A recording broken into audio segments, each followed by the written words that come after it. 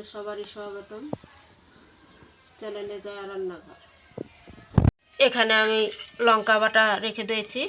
লঙ্কা বাটা, জিরা বাটা, রসুন বাটা, আদা বাটা, পেঁয়াজ বাটা। দেখতেই পাচ্ছ মাছ কেটে রেখেছি ধুয়ে। মাছগুলো দেখতেই পাচ্ছ ধুয়ে রেখেছি। একটু লবণ দিলে ভালো হয়, মাছটার কালারটা অন্যরকম হয়। একটু লবণ দিয়ে ধুবে তো মাছটা সেই সুন্দর কালার হবে।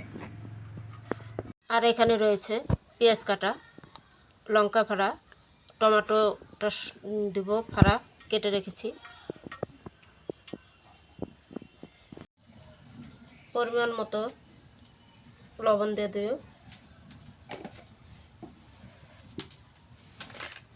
হলুদ দিয়ে দেব।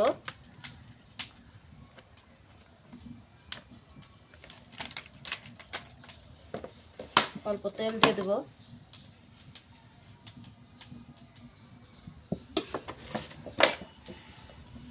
এখন আমরা মাছটাকে ভালো করে তেল লবণ দিয়ে মাখবো।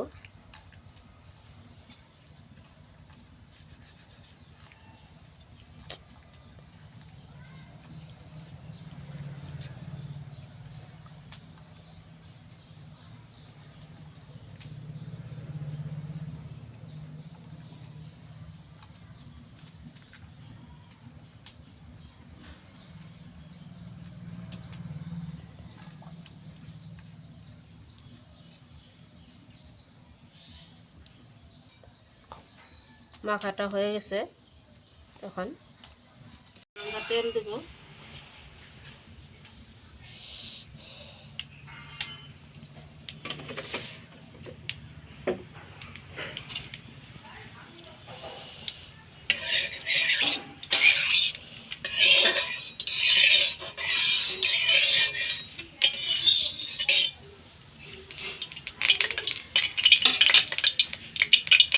তেল দিয়ে দেবো।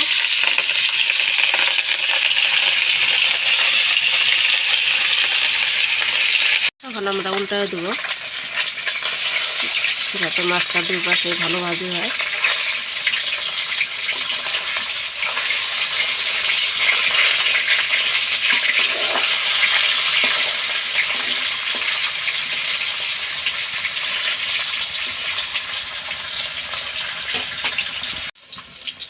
মাছগুলো ভাজা হয়ে গেছে, এখন আমরা নামাবো।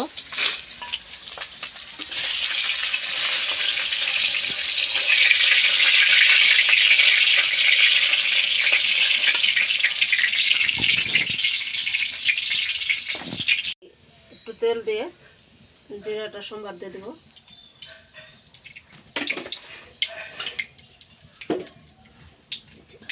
দুটো তেজপাতা দিয়ে দেবো, জিরা সম্বাদ দেবো।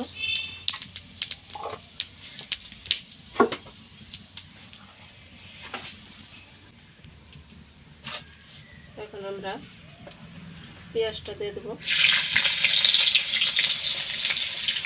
কাঁচা লঙ্কাটা দিয়ে দিলাম,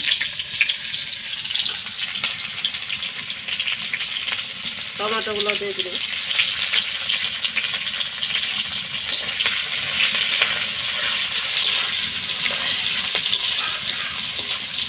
এটা রসুন বাটা, অল্প আদা বাটা দিলাম, জিরা বাটা,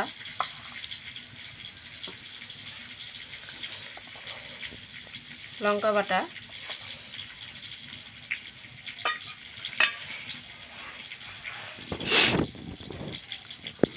পেঁয়াজ বাটা,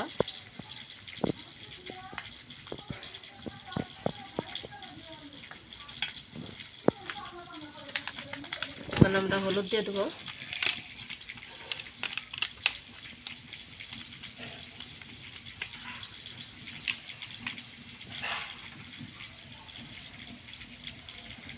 একটু জল দিয়ে মিক্স করে নেব।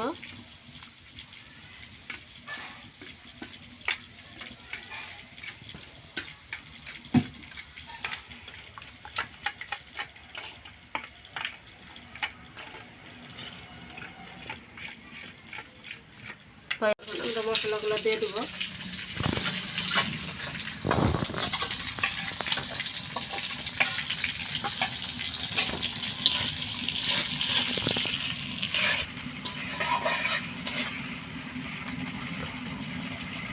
মশলাগুলো ভেজে নেব। এইভাবে এইভাবে আপনারা ঘরে রান্না করে খাবেন, সেই লাগবে। আমরা বাড়িতে মাঝে মাঝে এরকম করে খাই।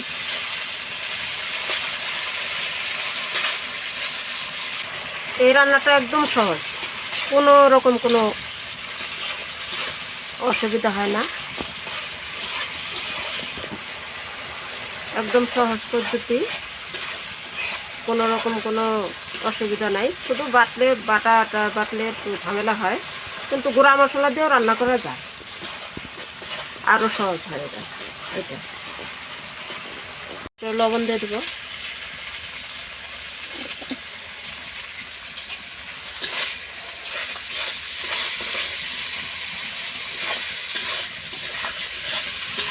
আমরা মাঝে মাঝে ভাবি যে শর্টকাটে কোনটা রান্না করা যায়, একদম সহজে এই রান্নাটা করে খাবেন, আপনারা খেয়ে ভালো পাবেন এবং আমাকে কমেন্ট করবেন। দেখতে পাচ্ছ মশলাটা ভাজা হয়ে গেছে, একদম লাল হয়ে গেছে। এখন আমরা জল দেবো, 5 মিনিট ভাজি করলে হয়ে যায়।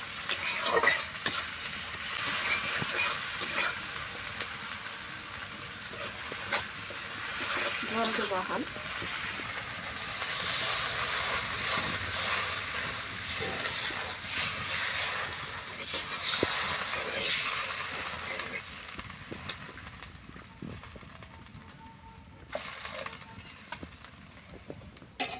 মাছগুলো দিয়ে দেবো, জলটা গরম হয়ে গেছে তো, ফুটে গেছে।